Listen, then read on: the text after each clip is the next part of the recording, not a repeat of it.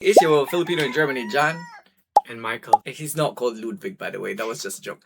No, you finally know my name. Ludwig is a caricature of the German culture that I have problems with, so I use him as a punching bag. And then it's nice. I don't take it out on actual Germans. So it's not fair. Basically, whenever I do something bad, I'm Ludwig for Johnny. A very, very big umbrella topic that we didn't get to cover last episode or last video, which is cultural differences. And also, like, at the end, we have like 2 questions that have nothing to do with cultural differences. But you have to stay till the end. We collected some of the questions that we couldn't answer last time. What were the things your husband had to get used to when you two came together? Actually, a lot. I mean, the same probably for him, just different. Definitely time management.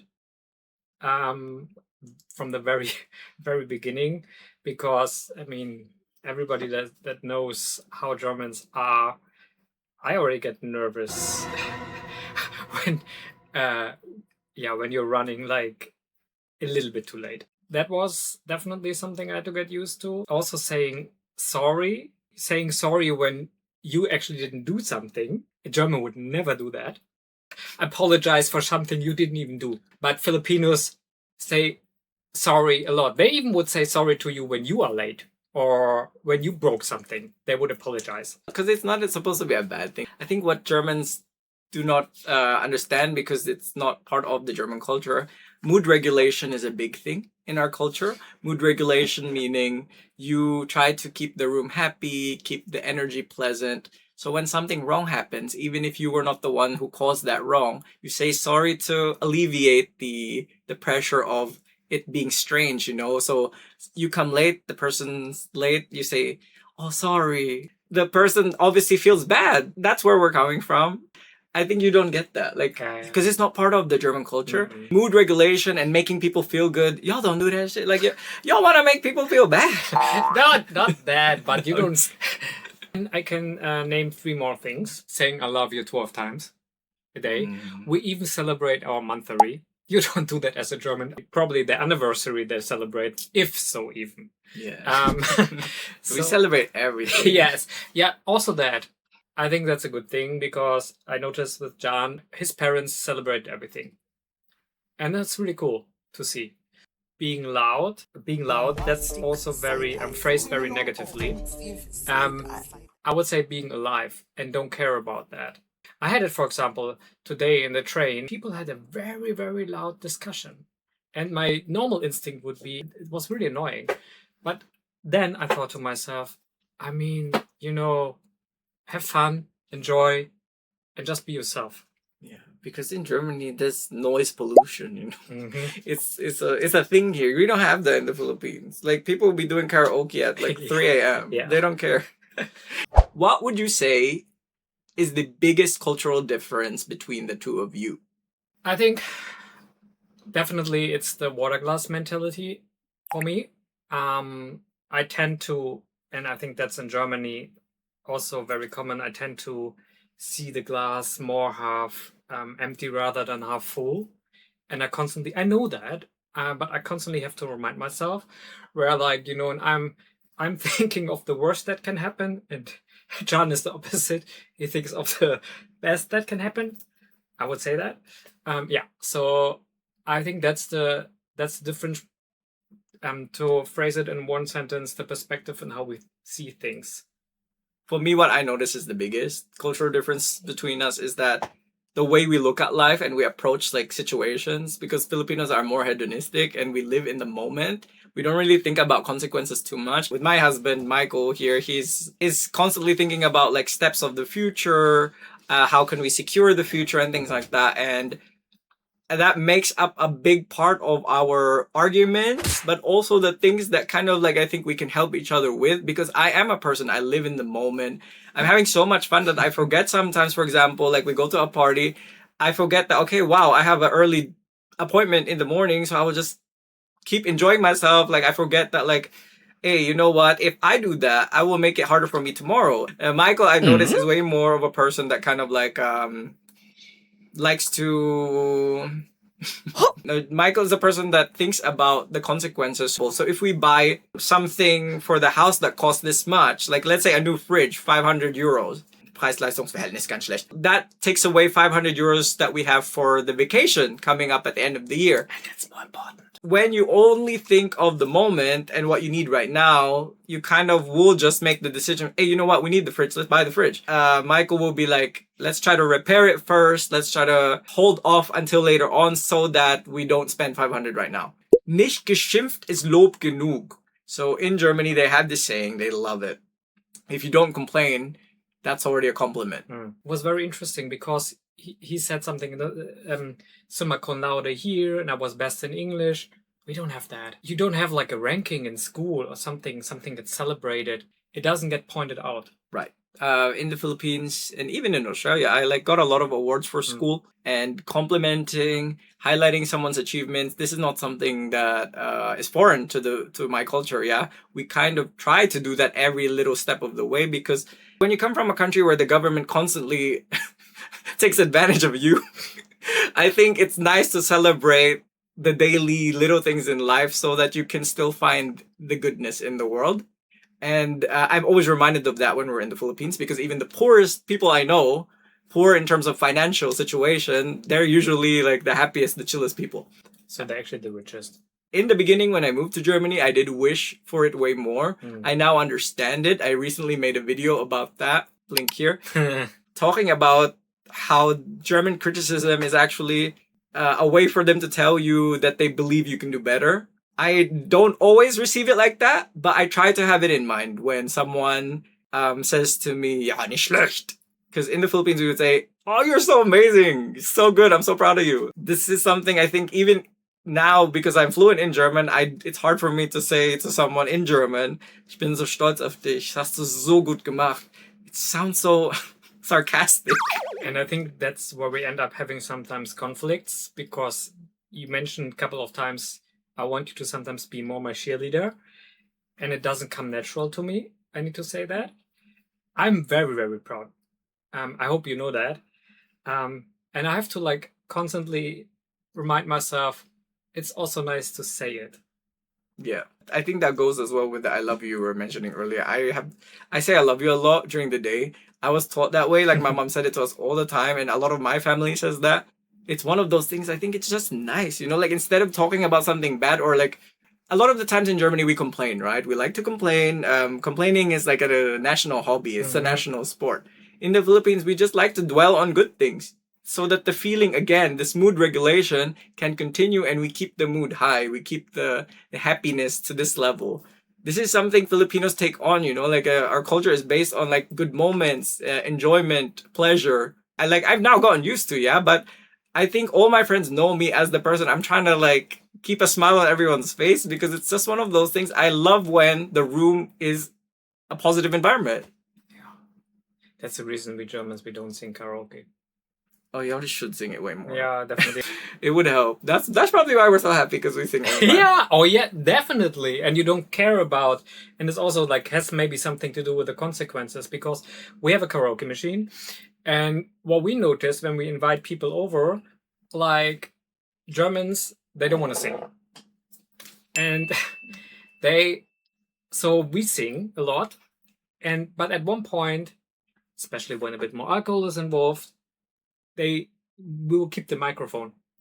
Yeah, you can't get it away. It takes them a while to warm up. Yeah. Because in the beginning, they think too much about like, oh, do I look stupid? Can I even sing? Can I not sing? I mean, most Filipinos can sing. We all know that. So that's not a question they have to ask. But yeah, here it's like not to let loose, let go, be light and just have fun. It's more about, or do I look silly? Or, like what do other people think of me? And I think that's a really, really big difference. But karaoke is actually a very good example for me as a German. Yeah, das lockert einfach aus. So in English, that kind of loosens everyone up. But I think that has also to do with like just how it is here in this country. This is just not normal to suddenly start bursting out in song. Yeah, like we sing a lot. Like we really sing. If you're in a group of people and you put on a song, we'll all just start like singing. We start dancing because it's just so normalized in our culture. How did I adapt to the food? I've always been a person that is very attuned to my physical well-being. So that's I'm conscious of that. So eating well has not really been difficult for me. I'm not very typical Filipino with what I eat. I like really I'm concerned about my nutrition.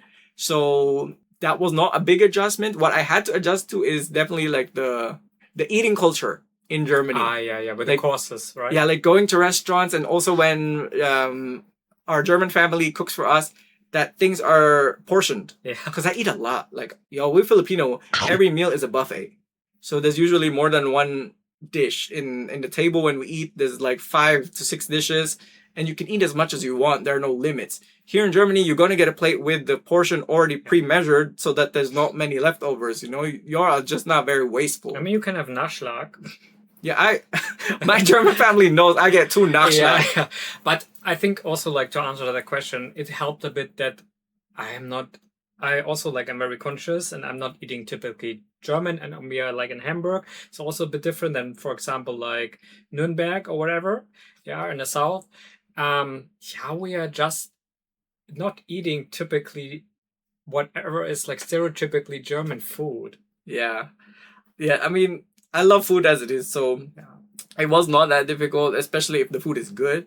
Some of the things that I don't like now that I know is like pickles. What's that? And Sauergurke? Ne, Gurken. Yeah, Gurken. Gewürzgurken. Gewürzgurken, das mag ich gar nicht. We recently tried Wurstsalat. And obviously that's not my thing. But before they were like cooking like Rotkohl, Kloß with sauce. These are like delicious things. I didn't have to adjust much. Spoon and fork, that I had to adjust because we eat with spoon and fork in the Philippines, and here it's knife and fork.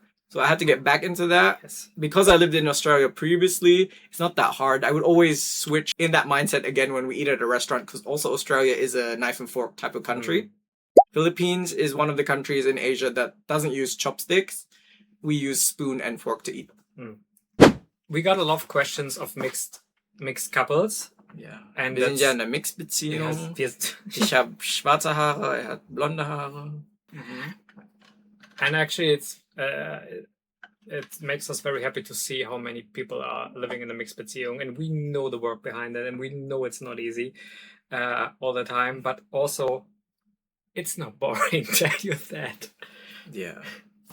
I think that's the most beautiful thing about love, right? It has no boundaries, and I'm very cheesy, and I like to dwell on these things. I'm very sentimental, and I'm very emotional. The more videos we do, the more you'll see that from my side, because I really I love to talk about emotions. I love to be in touch with my emotions, and I think that's the most beautiful thing when a German person falls in love with someone from a different nation, who's a nation that's maybe a bit warmer, a bit more emotionally in tune, because Germans are very stoic, you know? I think it's a great balance. It's like a good mix of 2 different characteristics that can actually spark each other's fire, can maybe unlock things that the other person wouldn't have been able to on their own.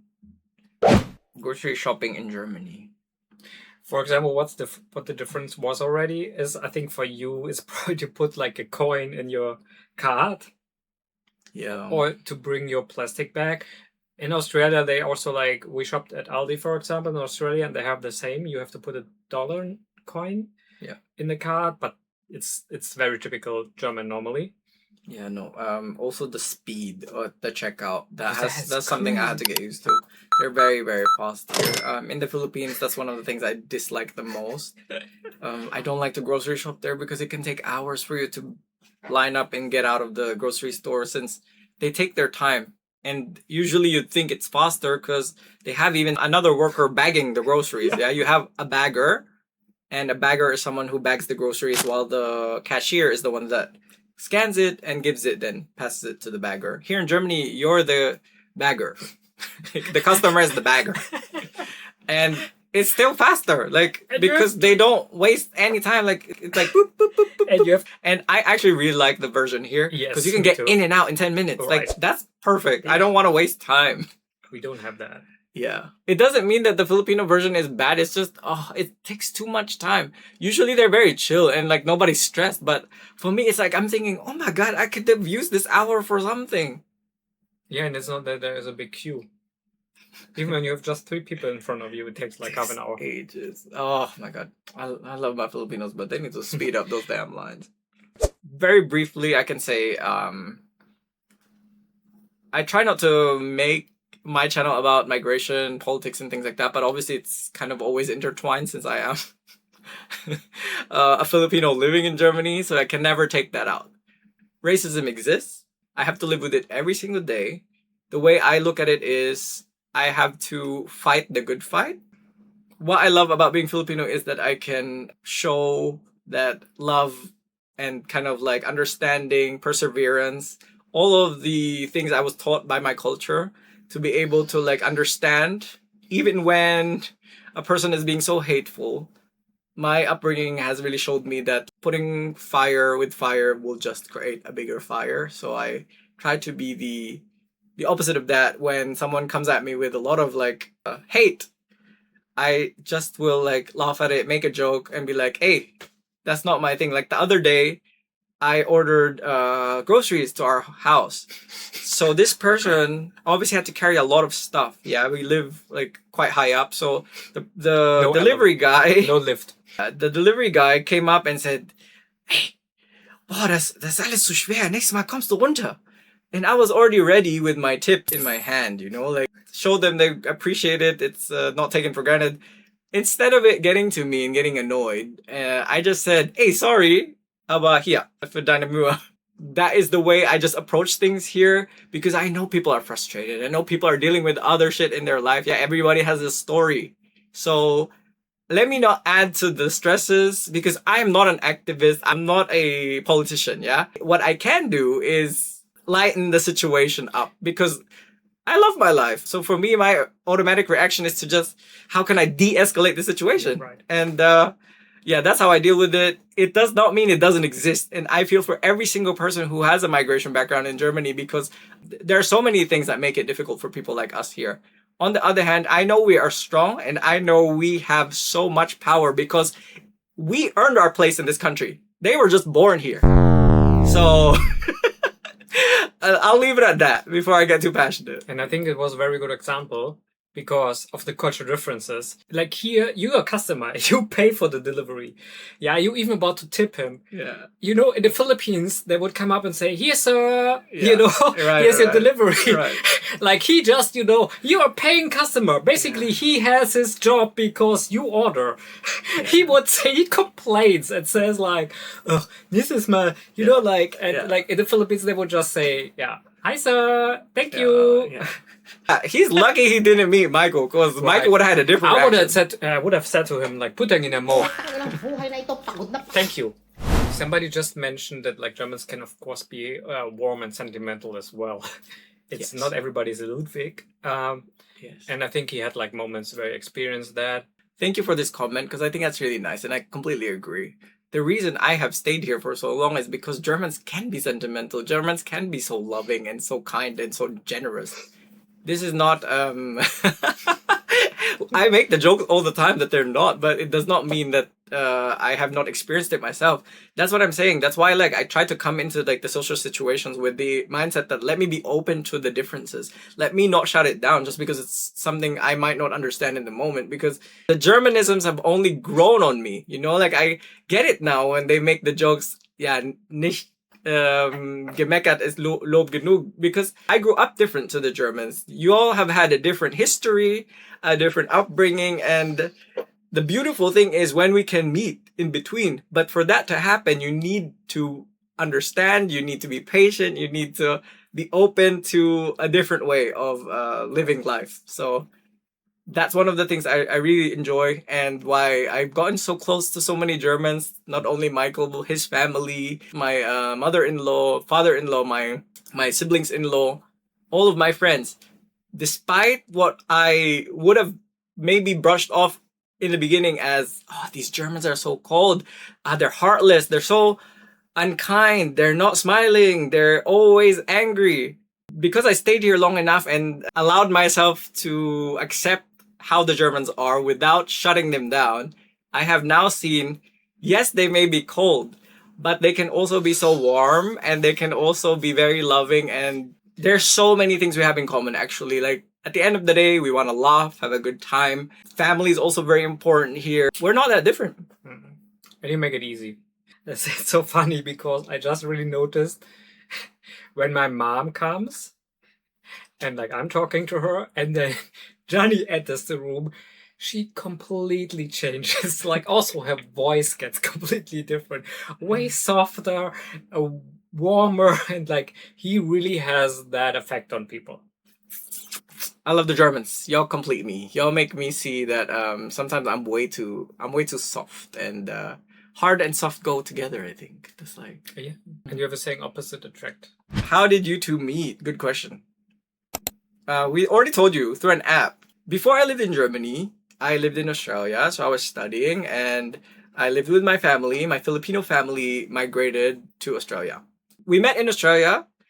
I just had recently come out to the world that, you know what, I'm into dudes. So my friend and I, my best friend and I at the time, we had never had like a boyfriend. Girlfriends I had, yes, in school, but it was never serious because I was really young. Like from 15 onwards, I stopped having romantic experiences because I think a part of me knew I'm like gay.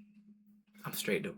I didn't express it. I couldn't express it because of the stigma around it. Also, I come from a religious family, but my mom is one of the good ones. When I came out to her, that was my sign to just be free, because my mom could accept it, and we had really had like a moment of we had a beautiful moment together when I came out to her. I didn't plan to. It just happened while I was picking her up from work. And after that moment, I noticed completely changed. I like really just allowed myself to be me. And I signed up for the dating apps, like I'm saying, with my best friend, and we said, let's find someone. Let's open the door. Let's put ourselves out in the market. And he was the first person I met up with through that dating app, and he said basically yes to everybody. He told me later, so I was a pity yes. No. So we met in Australia. I was there for a working holiday, like typical. You know what Germans do? They go for a year to Australia. I wasn't out in Germany, but in Australia, I just said to myself, "Yeah, why not? Let's download the app and let's see who is on that app." And yeah, that's how we talked and how we met. So our story goes 12 years back and happened in Australia. yes, that's how we met. And maybe we'll do another video on the actual, like, because that's gonna be a long one. It was really complicated. What he was saying earlier, that time management's not my strength, that really showed in our first meeting. We almost didn't meet. We almost didn't because I came 40 minutes late. I mentioned earlier there's very special questions and it's actually very personal. I want to answer because I think my answer is something I didn't know before and can be very helpful. Somebody asked us, where did we get married? How would you call it? The Standesamt, basically. Civil. Our civil wedding was in Copenhagen in Denmark. It's very easy there to get married as a same-sex couple. I think that will help your situation. You don't need much documents. And the good thing about it is there is like an acknowledgement between Germany and Denmark. So you just go here to your Bezirksamt, your district office, and they will just acknowledge your marriage. So that's it for us today. These videos are very special for me personally because I get to do it with my husband, and it's so nice to see that the response has been so positive. I hesitated to post them because number one, it's my personal life. It should not be anyone's business. But also number two, it is one of those things where the first video I posted where we were kissing, we made a parody of Heated Rivalry. I lost like 100 or more followers. And that really got me down because that was like early in my social media career. So I really saw it as a loss, you know? As an already out and proud person, it's not one of those things is even a topic for me because I'm married to a man and I live my life as who I am. I don't even have to think about that, yeah? But that really showed me that in my workplace, social media, I can lose a lot of people. I can lose support by being who I am. So I was way more careful with how I approached things. I subconsciously told myself then to just not put out our relationship if I don't have to, which I don't have to anyway. A lot of the time, my content is about humor. It's about comedy. It's about entertainment. It's not that I have to involve Michael with everything. But when I was presented with the opportunity, because one of you asked, why did I come to Germany? I'm in the stage of my career where I feel comfortable enough. I know that people who will unfollow me because I'm with a man, because I'm with Michael, because I love someone, they were not my supporter in the beginning. So I can accept it. And I do think that just because I'm not a political channel, just because I'm not an activist, it does not mean that my presence and the visibility of us being together is lessened by that. In a time right now where we live in a very difficult political climate, it's very important to be brave, to show ourselves, to be ourselves. Because there's enough self-hate and hate in the world as it is. And I do think that I come from a place of love and I really try to fight that, to like not be hateful, even when people are coming at me with very difficult like messages, like which you can probably imagine what I get every day. I know that if I keep hate in my heart, if I keep shame in my heart, that will allow them to win. So I don't want that. And we win by being ourselves and by staying together. And yeah, I'm very glad I have a German partner that like I have Michael for 12 years, and it's been, and sometimes Ludwig. Yeah, it's been a crazy journey for me. And every time we celebrate like an occasion every month, as you know, I'm reminded of how far we've come, and I'm really, really proud of that, because I would not be the person I am without him. I wouldn't be the person I am without living in Germany. The channel won't exist because Filipino in Germany don't make sense if yeah. And before the Filipino come out, as you can see, we need to end the video. I hope you're subscribed and you've turned on the notification bell and you have liked this video. Send us more of your questions and more videos will be coming. Exactly. And thank you for your support. Mwah. Bye. It's kind of weird that we're in the closet right now, right? It's actually funny. You can make the caption like two gay guys We're talking in a closet. See you in the next one.